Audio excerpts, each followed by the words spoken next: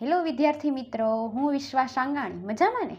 Science એજ્યુકેશનમાં આપણું હાર્દિક સ્વાગત છે. આપણે આ વિડીયોમાં જોશું ધોરણ 6 વિષય વિજ્ઞાન પાઠ 2 આહારના ઘટકો કોમ્પોનેન્ટ્સ ઓફ ફૂડ 2.1 વિભિન્ન પ્રકારના ખાદ્ય પદાર્થો.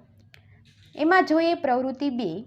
એમાં 3 પોઈન્ટ છે. પહેલું સ્ટાર્ચનું પરીક્ષણ, બીજું છે પ્રોટીન માટેનું પરીક્ષણ, ત્રીજું છે ચરબી માટેનું પરીક્ષણ. 2.2 વિવિધ પોષક દ્રવ્ય આપણા શરીર માટે શું કાર્ય કરે છે? પ્રવૃત્તિ 3 ખાદ્ય પદાર્થમાં પાણી, 2.3 સમતોલ આહાર અને 2.4 ત્રુટિજન્ય રોગો. આપણે આ બધા મુદ્દાઓ આગળના વિડીયોમાં જોશું. ધોરણ 6 વિજ્ઞાન પ્રકરણ 2 આહારના ઘટકો કોમ્પોનન્ટ્સ ઓફ ફૂડ. પ્રકરણ 1માં આપણે એવા ખાદ્ય પદાર્થોની યાદી બનાવી હતી જેને આપણે ખાઈએ છીએ. ભારતના વિવિધ ભાગોમાં ખાવામાં આવતા ખાદ્ય પદાર્થો વિશે પણ આપણે ઓળખ મેળવી હતી તથા તેને નકશામાં અંકિત કર્યા હતા.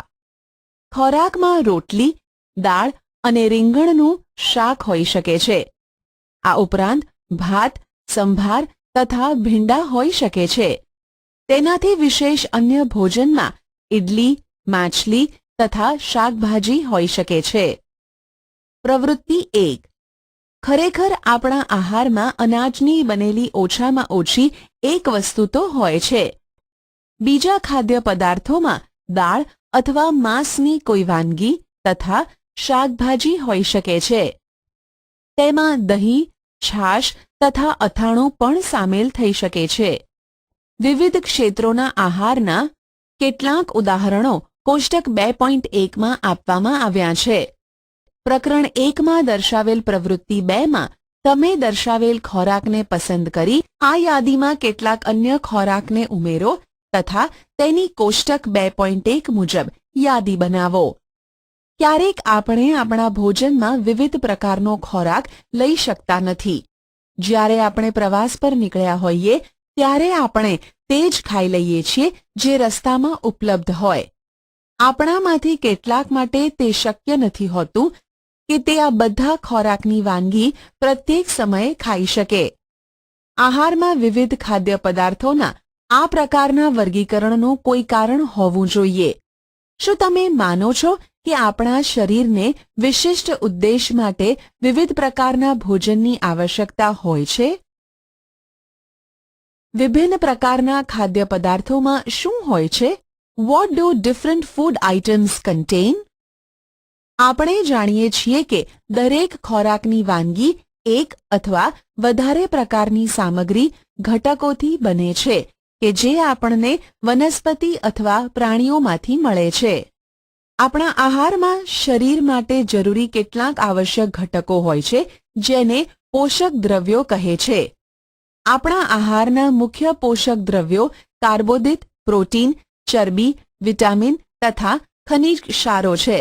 આ ઉપરાંત આહારમાં પાચક રેસાઓ તથા પાણી પણ સામેલ છે જેની આપણા શરીરને આવશ્યકતા છે. શું બધા ખાદ્ય પદાર્થોમાં આ બધા પોષક દ્રવ્યો ધરાવે છે? કેટલીક સામાન્ય પદ્ધતિ દ્વારા આપણે તે જાણી શકીએ છીએ કે કાચી સામગ્રી તથા રાંધેલા ખોરાકમાં એક અથવા વધારે પોષક દ્રવ્યો હાજર હોય છે. કાર્બોદિત, પ્રોટીન તથા ચરબીના પરીક્ષણ અન્ય પોષક દ્રવ્યોના પરીક્ષણની સરખામણીમાં સરળ છે. ચાલો આપણે આ પરીક્ષણોને કરીને તારણને કોષ્ટક 2.2માં લખીએ. આ પરીક્ષણોને કરવા માટે તમે આયોડીન, કોપર સલ્ફેટ તથા કોસ્ટિક સોડાના દ્રાવણોની જરૂર પડશે. તમને કેટલીક ટેસ્ટ ટ્યુબ, કસનળી તથા ડ્રોપરની પણ જરૂરિયાત પડશે. આ પરીક્ષણ રાંધેલા ખોરાક તથા કાચી સામગ્રી પર કરો.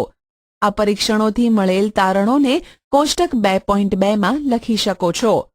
આ કોષ્ટકમાં કેટલીક ખાદ્ય સામગ્રી દર્શાવવામાં આવેલ છે. તમારું પરીક્ષણ તેની ઉપર અથવા અન્ય હાજર ખાદ્ય પદાર્થ પર કરી શકો છો. આ પરીક્ષણો સાવધાનીપૂર્વક કરો તથા કોઈ પણ રસાયણને ખાવાનો અથવા ચાખવાનો પ્રયાસ કરશો નહીં. જો જરૂરી દ્રાવણ તૈયાર સ્વરૂપે ન હોય તો તમારા શિક્ષક તેને અહીં દર્શાવ્યા મુજબ તૈયાર કરી શકે છે. ચાલો વિવિધ ખાદ્ય પદાર્થોનું પરીક્ષણ કરીને જોઈએ કે તેમાં કાર્બોદિત હાજર છે કે નહીં. કાર્બોદિત ઘણા પ્રકારના હોય છે. આપણા ભોજનમાં જોવા મળતા કાર્બોદિત સ્ટાર્ચ તથા શર્કરાના સ્વરૂપમાં હોય છે. જો કોઈ ખાદ્ય પદાર્થમાં સ્ટાર્ચ હોય તો આપણે તેનું સરળતાથી પરીક્ષણ કરી શકીએ છીએ. આયોડીનનું મંદ દ્રાવણ બનાવવા માટે પાણીથી અડધી ભરેલ ટેસ્ટ ટ્યુબમાં ટિંચર આયોડીનના કેટલાક ટીપા નાખો. કોપર સલ્ફેટનું દ્રાવણ બનાવવા માટે 100 મિલીલીટર પાણીમાં 2 ગ્રામ કોપર સલ્ફેટ ઓગાળવામાં આવે છે. 100 મિલીલીટર પાણીમાં 10 ગ્રામ કોસ્ટિક સોડા ઓગાળવાથી જરૂરી કોસ્ટિક સોડાનું દ્રાવણ બની જાય છે. પ્રવૃત્તિ 2. સ્ટાર્ચનું પરીક્ષણ. પરીક્ષણ માટે ખાદ્ય પદાર્થ અથવા કાચી સામગ્રીની અલ્પ માત્રા લો. તેમાં 2-3 ટીપાં દ્રાવ્ય આયોડીન દ્રાવણના ઉમેરો. ખાદ્ય સામગ્રીમાં થતા પરિવર્તનને જુઓ. શું તે ભૂરો કાળો થઈ ગયો છે? આ ભૂરો કાળો રંગ સ્ટાર્ચની હાજરી સૂચવે છે. આ પરીક્ષણને અન્ય કોઈ ખાદ્ય સામગ્રી સાથે પુનરાવર્તન કરીને તપાસ કરો કે કયા પદાર્થમાં સ્ટાર્ચ છે. તમારા તારણોને કોષ્ટક 2.2 માં લખો. પ્રોટીન માટેનું પરીક્ષણ. પરીક્ષણ માટે ખાદ્ય સામગ્રીની થોડીક માત્રા લો. જો તે ઘન હોય તો તેની પેસ્ટ, લુગદી અથવા પાવડર બનાવવાની જરૂરિયાત પડે છે. ખાદ્ય પદાર્થની થોડી માત્રાને વાટીને તેનો પાવડર એક સાફ ટેસ્ટ ટ્યુબમાં લો. તેમાં 10 ટીપાં પાણીના ઉમેરી બરાબર હલાવો. હવે ડ્રોપરની મદદથી ટેસ્ટ ટ્યુબમાં 2 ટીપાં કોપર સલ્ફેટના દ્રાવણના તથા 10 ટીપાં કોસ્ટિક સોડાના દ્રાવણના નાખો. બરાબર હલાવીને ટેસ્ટ ટ્યુબને થોડા સમય માટે રહેવા દો. તમે શું જોયું? શું ટેસ્ટ ટ્યુબમાં રહેલ પદાર્થ જાંબલી રંગનો થઈ ગયો? જાંબલી રંગ ખાદ્ય પદાર્થમાં પ્રોટીનની હાજરી દર્શાવે છે. હવે તમે આ પરીક્ષણને બીજા ખાદ્ય પદાર્થ માટે પુનરાવર્તિત કરી શકો છો. કોષ્ટક 2.2. ખાદ્ય પદાર્થોમાં હાજર પોષક તત્વો. ખાદ્ય સામગ્રી. સ્ટાર્ચ હાજર, પ્રોટીન હાજર, ચરબી હાજર. કાચા બટાકા હા, દૂધ હા, મગફળી હા, ચોખાનો લોટ, રાંધેલ ચોખા, સૂકું નાળિયેર, ચણાનો લોટ, રાંધેલ દાળ, કોઈપણ શાકભાજીનો ટુકડો, કોઈપણ ફળનો ટુકડો, બાફેલ ઈંડું, સફેદ ભાગ. ચરબી માટેનું પરીક્ષણ. ખાદ્ય સામગ્રીની અલ્પ માત્રા લો. તેને કાગળમાં વીંટીને છૂંદો. ધ્યાન રાખો કે કાગળ ફાટી જાય નહીં. હવે કાગળને ખોલીને સીધો કરો તથા ધ્યાનપૂર્વક જુઓ. શું તેના પર તૈલી ડાઘા કે ધબ્બા છે?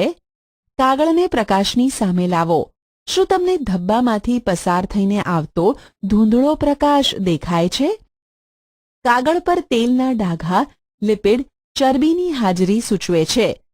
ખાદ્ય પદાર્થ કે સામગ્રીમાં ક્યારેક પાણીની હાજરી પણ હોઈ શકે છે. આ સ્થિતિમાં આ પદાર્થોને કાગળ પર ધીમે ધીમે ઘસો તથા થોડા સમય માટે કાગળને સૂકવી દો. તેથી જો ખાદ્ય પદાર્થમાં પાણી હોય તો તે સુકાઈ જાય. ત્યારબાદ કાગળ પર તેલના ડાઘા ઉપસ્થિત ન હોય તો તે ખ્યાલ આવે છે કે ખાદ્ય પદાર્થમાં ચરબી ગેરહાજર છે. આ પરીક્ષણ શું દર્શાવે છે? શું ચરબી, પ્રોટીન તથા સ્ટાર્ચ એ બધા ખાદ્ય પદાર્થોમાં હાજર છે જેનું તમે પરીક્ષણ કર્યું છે? શું કોઈ એક ખાદ્ય પદાર્થમાં એક કરતાં વધુ પોષક દ્રવ્યો હાજર હોય છે?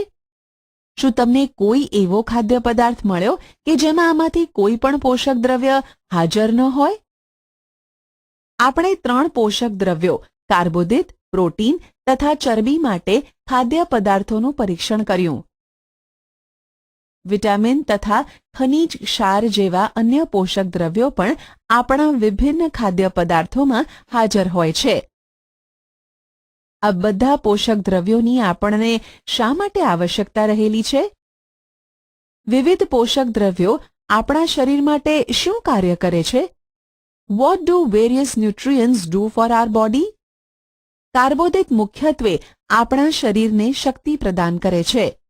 ચરબીથી પણ શક્તિ કે ઊર્જા પ્રાપ્ત થાય છે. વાસ્તવિકતા એ છે કે સમાન જથ્થાના કાર્બોદિતની સરખામણીમાં ચરબીમાંથી વધુ ઊર્જા પ્રાપ્ત થાય છે. ચરબી અને કાર્બોદિત યુક્ત ખોરાકને ઊર્જા આપવાવાળા ખોરાક પણ કહે છે. પ્રોટીનની આવશ્યકતા શરીરની વૃદ્ધિ તથા સમારકામ માટે હોય છે. પ્રોટીનયુક્ત ખોરાકને શરીરવર્ધક ખોરાક પણ કહે છે. વિટામિન શરીરને રોગોથી રક્ષણ આપે છે. વિટામિન આપણી આંખ, હાડકાં, દાંત અને પેઢાઓને સ્વસ્થ રાખવામાં મદદ કરે છે. વિટામિન ઘણા પ્રકારના હોય છે, જેને અલગ અલગ નામથી ઓળખવામાં આવે છે.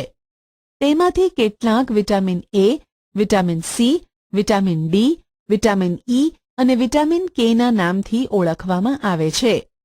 આ ઉપરાંત વિટામિનનો એક સમૂહ છે જેને વિટામિન બી કોમ્પ્લેક્સ કહે છે.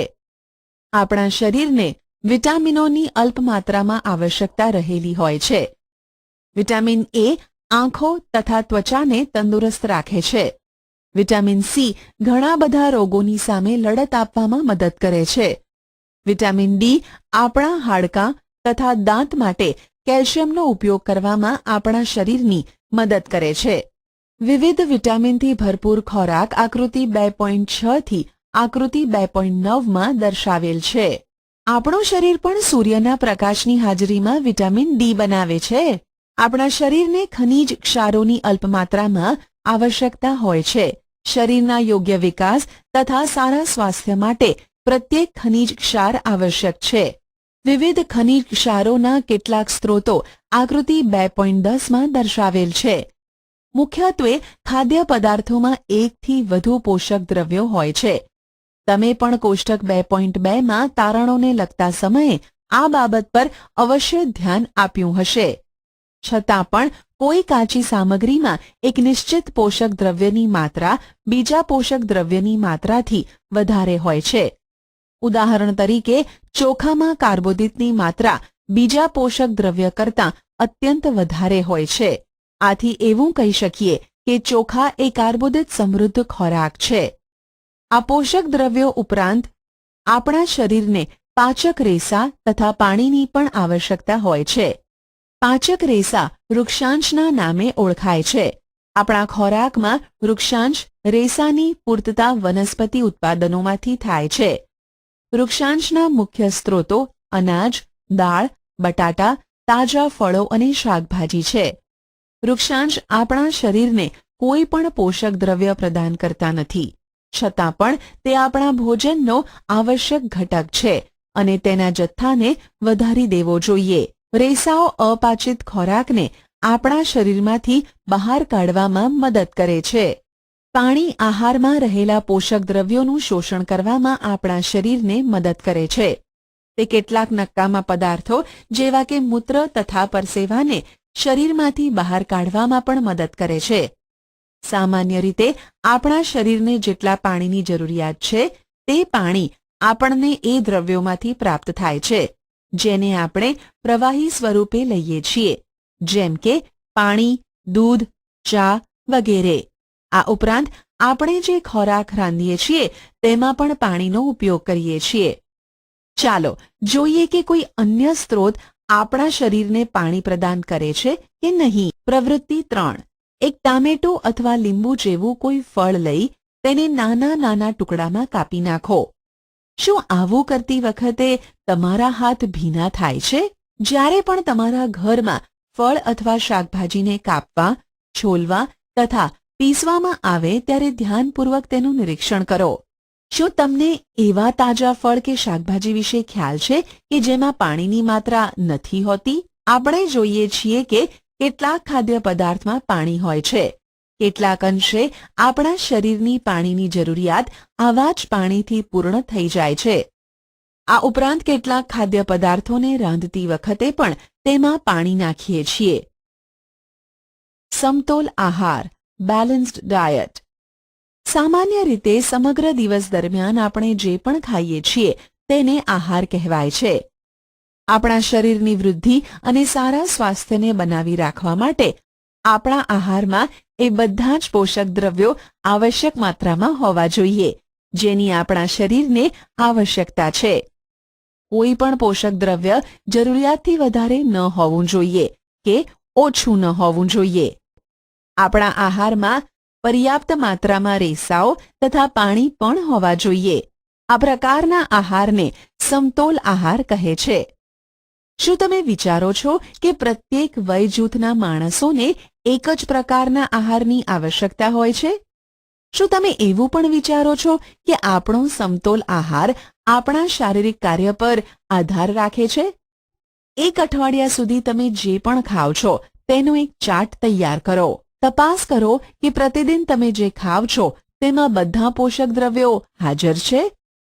કઠોળ, મગફળી, સોયાબીન, અંકુરિત બીજ, મગ અથવા ચણા, આથવણવાળો ખોરાક, સાઉથ ઇન્ડિયન ખોરાક જેમ કે ઇડલી, લોટનું મિશ્રણ, મકાઈની રોટલી, થેપલા, અનાજ કે દાણાના બનેલ, કેળા, પાલક, દાળિયા, ગોળ, શાકભાજી અને આવા પ્રકારના અન્ય ખોરાક ઘણા બધા પોષક દ્રવ્યો ઉપલબ્ધ કરાવે છે. એટલા માટે કોઈ પણ વ્યક્તિ ખર્ચાળ ખોરાક સિવાય પણ સમતોલ આહાર ખાઈ શકે છે. યોગ્ય પ્રકારનો આહાર લેવો એ જ માત્ર જરૂરી નથી, પરંતુ તેને યોગ્ય રીતે રાંધેલો હોવો પણ જરૂરી છે, જેથી તેના પોષક તત્વો નષ્ટ ન થાય. શું તમે જાણો છો કે ખોરાક રાંધવાથી કેટલાક પોષક તત્વો નષ્ટ થઈ જાય છે? પહેલી એ જાણવા માટે ઉત્સાહી છે કે શું પ્રાણીઓના ખોરાકમાં પણ આ બધા પોષક દ્રવ્યો હાજર હોય છે? શું પ્રાણીઓને પણ સમતોલ આહારની આવશ્યકતા રહેલી છે? શાકભાજી તથા ફળોને જો છાલ ઉતારીને કે કાપીને ધોવામાં આવે તો શક્ય છે કે તેમાંથી કેટલાક વિટામિન નષ્ટ કે દૂર થઈ જાય. શાકભાજી તથા ફળોની છાલમાં કેટલાય મહત્વના વિટામિન તથા ખનિજ ક્ષારો હાજર હોય છે. ચોખા તથા દાળને વારંવાર ધોવાથી તેમાં રહેલ વિટામિન તથા કેટલાક ખનિજ ક્ષાર દૂર થઈ જાય છે. આપણે જાણીએ છીએ કે રાંધવાથી ખોરાકનો સ્વાદ વધી જાય છે તથા તેને પચાવવામાં સરળતા રહે છે. તેની સાથે સાથે રાંધવાથી કેટલાક પોષક તત્વોને નુકસાન પણ પહોંચે છે. જો ખોરાક રાંધવામાં વધારે પાણી ઉપયોગમાં લેવામાં આવે તથા ત્યારબાદ તે પાણીને ફેંકી દેવામાં આવે તો તે પાણીમાં કેટલાય મહત્વના પ્રોટીન અને ખનિજ ક્ષાર દૂર થાય છે. ખોરાક રાંધવાથી સરળતાથી વિટામિન સી નષ્ટ થઈ જાય છે. શું એ યોગ્ય નથી કે આપણે આપણા આહારમાં કેટલાક ફળ તથા કાચા શાકભાજીનો ઉપયોગ કરીએ? બુજોએ વિચાર્યું કે હંમેશા ચરબીયુક્ત આહાર ખાવો જ યોગ્ય છે. એક વાટકી કાર્બોદિત યુક્ત ખોરાકની તુલનામાં એક વાટકી ચરબીવાળો ખોરાક વધારે ઉર્જા આપે છે, ખરું ને? આથી તેણે તળેલી વસ્તુઓ જેવી કે સમોસા, પૂરી, મલાઈ, રબડી, પેંડા વગેરે ભરપૂર ચરબીયુક્ત આહાર ખાધો. તેના સિવાય અન્ય ખોરાક ખાધો નહીં. શું તમે વિચારો છો કે તેણે ઠીક કર્યું હશે? ના, ખરેખર નહીં જ. આટલું વધારે પડતું ચરબીયુક્ત ભોજન આપણા માટે હાનિકારક સાબિત થઈ શકે છે. આપણા ભોજનમાં ચરબીની વધુ માત્રા મેદસ્વીતાનું કારણ બને છે. ત્રુટિજન્ય રોગો, ડેફિશિયન્સી ડિઝીઝીસ. વ્યક્તિ પોષણ માટે પર્યાપ્ત ભોજન લઈ રહ્યો છે, પરંતુ ક્યારેક તેના ખોરાકમાં કોઈ ચોક્કસ પોષક દ્રવ્યની ત્રુટિ, ઉણપ હોય છે. જો આ ઉણપ લાંબા સમય સુધી રહે તો તે વ્યક્તિમાં કેટલીક ખામી ઉત્પન્ન થાય છે. એક કે વધુ પોષક દ્રવ્યની ઉણપ આપણા શરીરમાં રોગ કે વિકૃતિઓ ઉત્પન્ન કરી શકે છે. એ રોગ કે જે પોષક દ્રવ્યોના લાંબા સમય સુધીના અભાવના કારણે થાય છે તેને ત્રુટિજન્ય રોગો કહે છે. જો કોઈ વ્યક્તિ તેના આહારમાં પર્યાપ્ત પ્રોટીન નથી લઈ રહી તો તેણીની વૃદ્ધિ કુંઠિત થવી, ચહેરો ફૂલી જવો, વાળનો રંગ ફિક્કો પડવો, ત્વચાના રોગો અને ઝાડા જેવા રોગો થઈ શકે છે. જો કોઈ વ્યક્તિ પ્રોટીન તથા કાર્બોદિત જેવા આહારથી લાંબા સમય સુધી વંચિત રહે તો તેની વૃદ્ધિ સંપૂર્ણ અટકી જાય છે. આવી વ્યક્તિ ખૂબ જ દુબળી પાતળી થઈ જાય છે. તે એટલી દુબળી થઈ જશે કે ચાલવા માટે પણ અસમર્થ થઈ જાય છે. વિવિધ વિટામિનો અને ખનિજ ક્ષારોના અભાવથી રોગ અથવા વિકૃતિઓ થઈ શકે છે. તેમાંથી કેટલાક કોષ્ટક 2.3માં દર્શાવવામાં આવેલ છે. આવા ત્રુટિજન્ય રોગોને સમતોલ આહાર લેવાથી અટકાવી શકાય છે. આ પ્રકરણમાં આપણે એ જાણવાનો પ્રયત્ન કર્યો કે જુદા જુદા વિસ્તારોમાં ખોરાકની એટલી વધારે વિવિધતા હોવા છતાં પણ આહારમાં પોષક તત્વોનું વિતરણ સામાન્ય શા માટે છે? આ વિતરણ આપણા ભોજનમાં આવશ્યક પોષક તત્વોની હાજરી સુનિશ્ચિત કરે છે. વિટામિન અને ખનિજ ક્ષારોના ઉણપના કારણે થતા કેટલાક રોગો વિકૃતિ. વિટામિન, ખનિજ, ત્રુટિજન્ય રોગ, વિકૃતિ.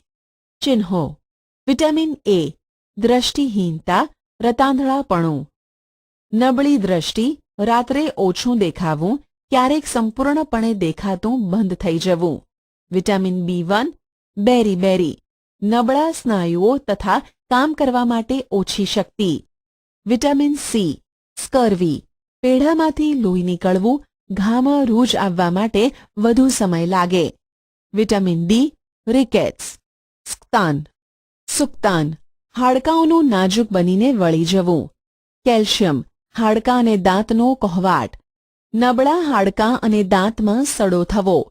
આયોડીન, ગોઈટર, ગલગંડ, ગરદનમાં આવેલ ગ્રંથિ ફૂલી જવી, બાળકોમાં માનસિક મંદતા. આયર્ન, એનિમિયા, પાંડુરોગ, નબળાઈ. પારિભાષિક શબ્દો: સમતોલ આહાર, બેલેન્સ્ડ ડાયટ, બેરી, કાર્બોદિત, કાર્બોહાઈડ્રેટ્સ, ઉર્જા, એનર્જી, ચરબી, ફેટ્સ, ખનિજ ક્ષાર, મિનરલ્સ, પોષક દ્રવ્યો, ન્યુટ્રિયન્ટ્સ, પ્રોટીન, રેસા, વૃક્ષાંશ, રફેજ, સ્કર્વી, સ્ટાર્ચ, વિટામિન.